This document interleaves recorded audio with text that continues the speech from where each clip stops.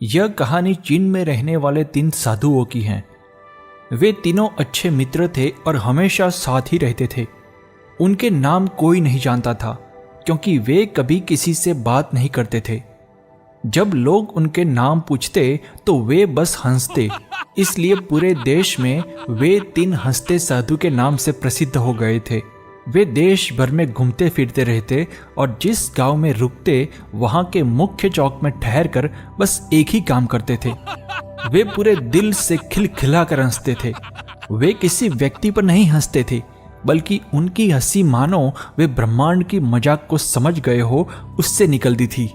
उन्होंने एक भी शब्द कहे बिना अपनी हंसी से इतना आनंद पूरे चीन में फैलाया जितना पहले कभी किसी ने नहीं फैलाया था। हर कोई उनसे प्रेम करता और उनका सम्मान करता। उन्होंने ऐसा उपदेश दिया जैसा इतिहास में कभी किसी ने नहीं दिया था कि जीवन सिर्फ हंसी होना चाहिए और कुछ नहीं। वे जहां भी जाते वहां अपनी हंसी से ऐसा आनंदित माहौल बना देते कि गांव के लोग अपने दुख दर्द भूलकर हंसी के समुद्र में डूब जाते। उन्हें हंसते देखकर गांव वाले भी थोड़ी देर हंसते, लेकिन साधुओं की हंसी अविरत चलती रहती। गांव वालों के मन में भारी आश्चर्य होता कि ये 3 साधु क्यों लगातार हंसते रहते हैं, वे हंसना बंद क्यों नहीं करते। कई लोगों ने उनसे पूछने की कोशिश की, लेकिन कोई जवाब नहीं मिला। फिर तो पूरे गांव में हंसते 3 साधु की चर्चा फैल गई। पूरा गांव उन्हें देखने के लिए उमड़ पड़ता। जो कोई भी उन्हें देखता वह पहले ही नजर में खिलखिला उठता। आखिर में पूरा गांव हंस रहा था और फिर तीनों साधु अपने नियम के अनुसार अगले गांव की ओर निकल पड़े। धीरे धीरे वे पूरे चीन में 3 हंसते साधु के नाम से प्रसिद्ध हो गए।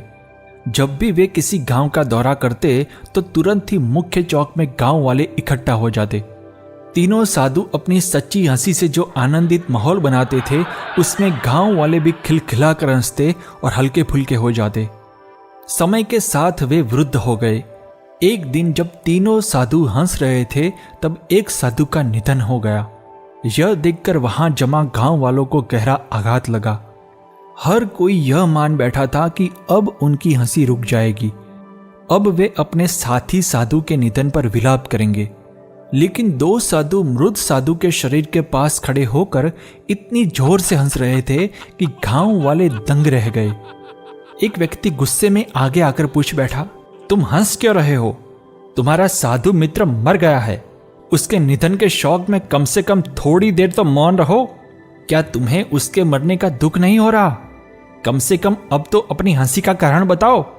तब पहली बार गांव वालों ने उन 2 साधुओं को बात करते सुना। एक साधु ने जवाब दिया, हम हंस रहे हैं क्योंकि यह व्यक्ति जीत गया। हमने शर्त लगाई थी कि पहले कौन मरेगा और इसने हमें हरा दिया है। हम अपनी हार पर और इसकी जीत पर हंस रहे हैं। कई वर्षों तक हम साथ हंसे और हमने एक दूसरे की एकता और उपस्थिति का भरपूर आनंद लिया।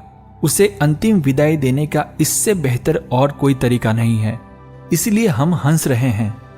साधु के निधन से पूरा गांव दुखी था, लेकिन जब साधु के मृत शरीर को अंतिम संस्कार के लिए चिता पर रखा गया तो गांव वालों ने उन्हें रोका।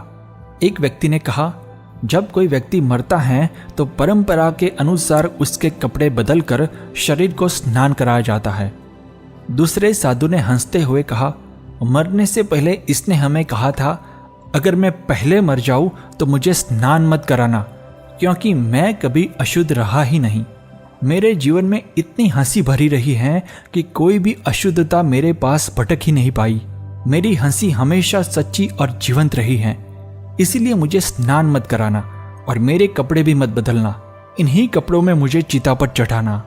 इसलिए मृत साधु की इच्छा का सम्मान करते हुए उन्होंने उसके कपड़े नहीं बदले। जब उसके मृत शरीर को आग लगाई गई तो अचानक उन्हें पता चला कि उसने अपने कपड़ों में कई चीजें छुपा रखी थी और वे चीजें थी चीनी पटाखे।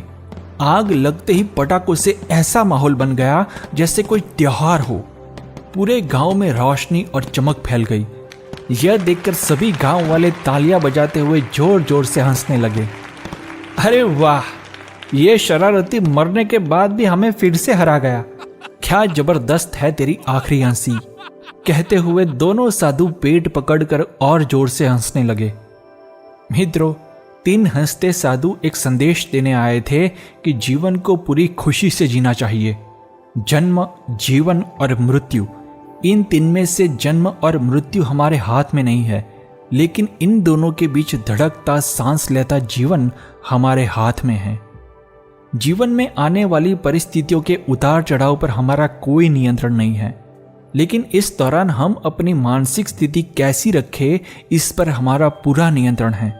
अगर जीवन की जीवंतता का भरपूर आनंद उठाना है तो हमें 2 सरल फिलॉसफी को आत्मसात कर लेना चाहिए। पहली फिलॉसफी, जितना हो सके खुद को हल्के में लेना, हंसी मजाक में लेना। मैं कुछ खास हूं, इस भ्रम में गलती से भी मत रहना। दूसरी फिलॉसफी, पूरे ब्रह्मांड में केवल परिवर्तन ही अटल है। Change is the only thing that is constant.